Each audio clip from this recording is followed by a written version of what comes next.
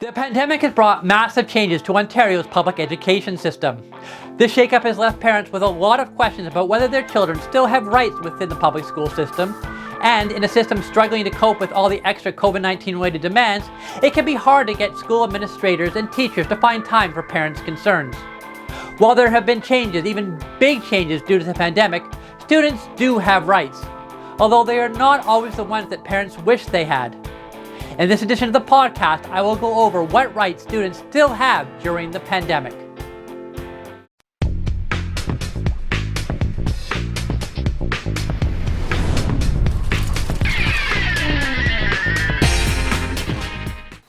I'm John Schuman, a lawyer with 20 years experience practicing education law in Toronto.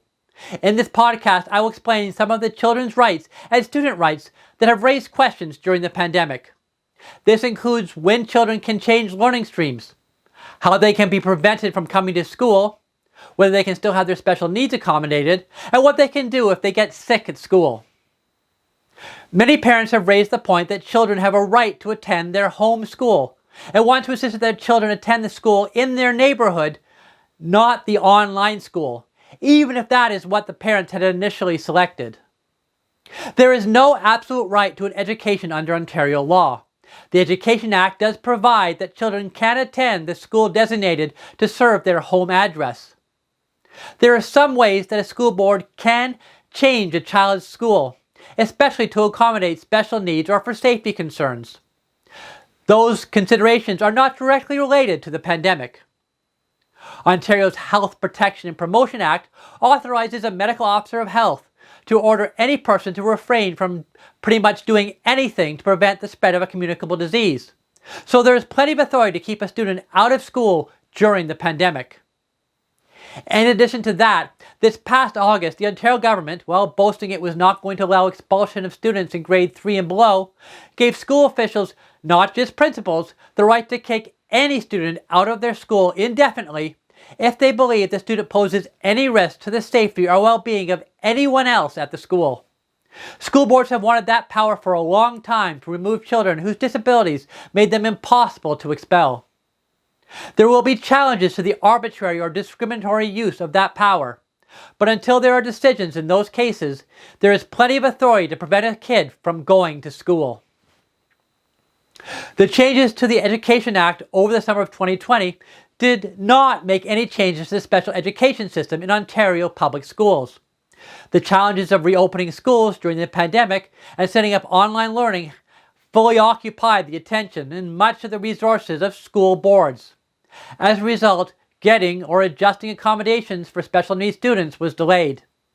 Many have suggested that the funding for school boards for this school year was insufficient to meet the usual needs and deal with the pandemic and all the additional costs of the new procedures, PPE, equipment, barriers, and other new expenses. Government departments and agencies of all types may say that the demands of the pandemic make usual accommodations for disabilities unreasonable in the circumstances. The law and the Constitution do allow the limitation on human rights to what is reasonable in the circumstances. However, it will not be the case that the pandemic will provide a blanket excuse to refuse accommodations or otherwise engage in discriminatory practices. There are cases pending to decide what should reasonably be expected to protect the disadvantaged in the pandemic, but those rules are not set out yet.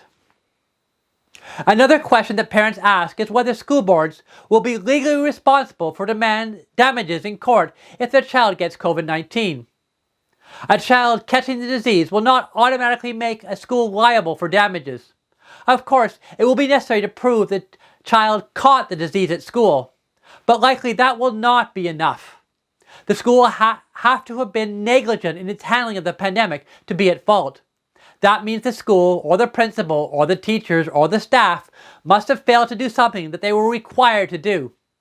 So if a school is not following the public health requirements for preventing the spread of the disease, it will likely be liable.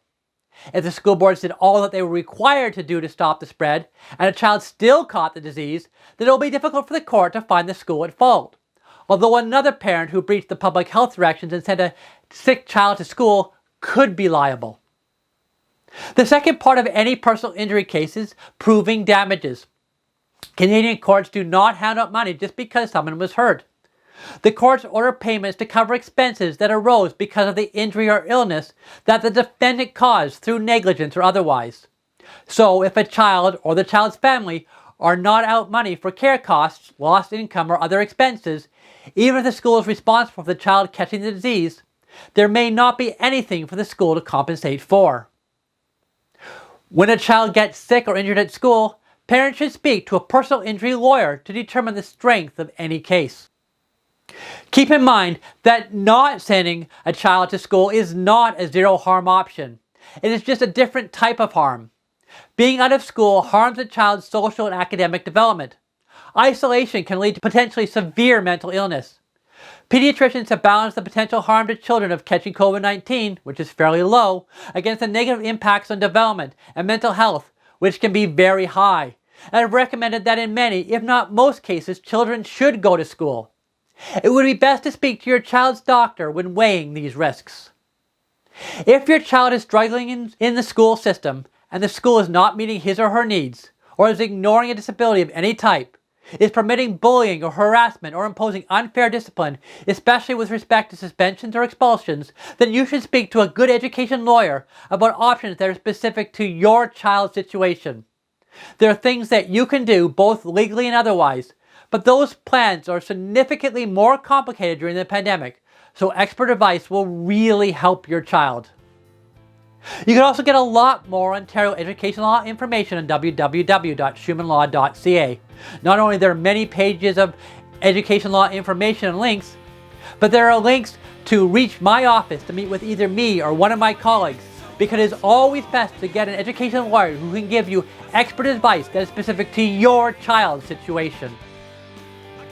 In addition to my website, keep up to date on education law and children's law issues by liking my Facebook page, following me on Twitter at @SchumanFamLaw, and finding me on LinkedIn.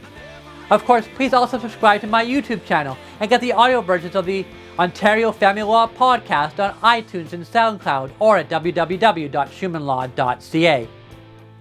If you find this information helpful, please like this video so that other people can find it too. Thanks for participating in this podcast. We will get together again soon.